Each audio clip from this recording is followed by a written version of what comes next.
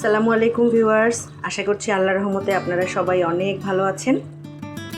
প্রতিদিনের রান্না ব্লগ থেকে আপনাদের স্বাগত জানাচ্ছি। আমার আজকের রান্না হাঁসের মাংস। আজকে রান্না করব আমি হাঁসের মাংস। তো চলুন শুরু করি। হাঁসের মাংসটা ধুয়ে ভালো করে কেটে পরিষ্কার করে নিয়েছি।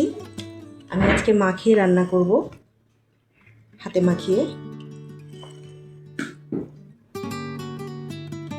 দিয়ে দিচ্ছি পেঁয়াজ, পরিমাণ মতো পেঁয়াজ, আপনারা আপনাদের পরিমাণ বুঝে দিবেন।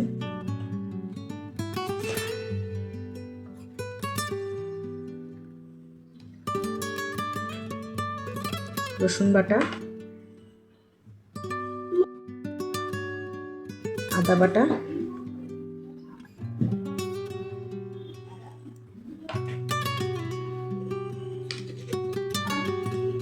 লবণ পরিমাণ মতো,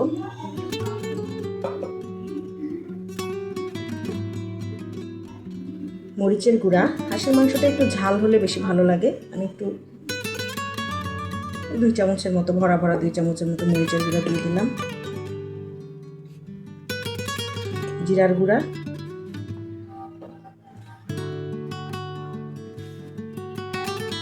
হলুদের গুঁড়া,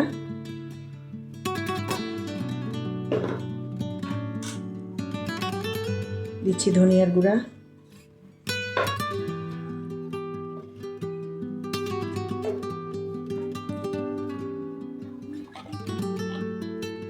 এবার দিয়ে দিব সরিষার তেল। আমি সরিষার তেলে রান্না করব, কারণ আমার কাছে মনে হয় হাঁসের মাংস সরিষার তেলেই সবচেয়ে বেশি মজা হয়। এবার খুব ভালো করে একে মাখিয়ে নেব হাতে।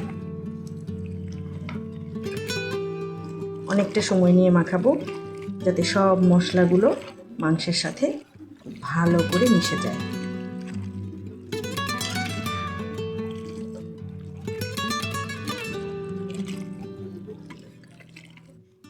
চুলায় বসিয়ে দিলাম তরকারিটাকে, আর ঢাকনা দিয়ে ঢেকে দিব। এখন শুধু একে কষাতে হবে খুব ভালোভাবে। এখানে আমি কোনো পানি এখনো ব্যবহার করিনি। আমি হাঁস থেকে যে পানিটা ছেড়েছে সেটাতেই রান্না করছি, কষাচ্ছি আর কি। অনেকটা সময় ধরে কষাবো। অনেকটা সময় ধরে একে কষানো হচ্ছে। এবার সিদ্ধর জন্য পর্যাপ্ত পরিমাণে পানি দিয়ে দিতে হবে। পানিটা একটু বেশি পরিমাণে লাগবে, হাঁস সিদ্ধ হতে একটু বেশি পানি লাগে। এবার ঢেকে দেব।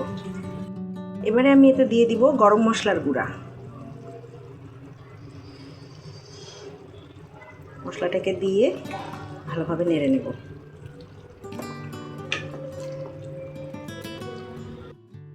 তৈরি হয়ে গেল আমার হাঁসের মাংস।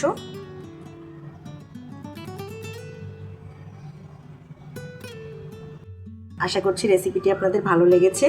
রেসিপিটি যদি ভালো লেগে থাকে তাহলে আমার চ্যানেলটির পাশেই থাকবেন, লাইক করবেন, শেয়ার করবেন এবং সাবস্ক্রাইব করবেন। আল্লাহ হাফেজ।